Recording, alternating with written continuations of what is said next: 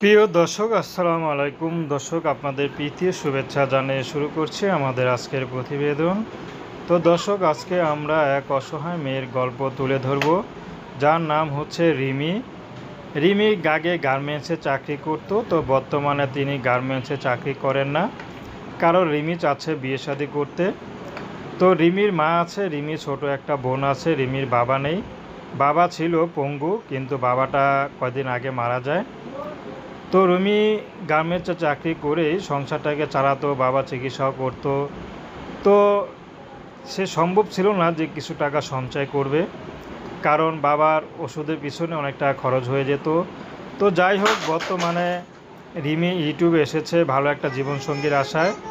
বর্তমানে রিমি এখন চাচ্ছে জীবনসঙ্গী মানে একটা বিয়ে শাদী করবে, সে যেমনই হোক। কিন্তু গার্মেন্টসে চাকরি করে বলে অনেকে বিয়ে শাদী করতে চায় না, তো এই জন্য রিমি গার্মেন্টসে চাকরি ছেড়ে দিয়েছে। তো বর্তমানে একটা সেলাই মেশিনের কাজ করে। তো রিমি চাচ্ছে যদি কোনো ভালো একটা মানুষ রিমিকে বিয়ে শাদী করতে চায়, সে যে বয়সের হোক যেমনই হোক, রিমি বিয়ে শাদী করতে রাজি আছে। তার ঘরে বউ বাচ্চা থাকলেও তাদের কোনো আপত্তি নেই।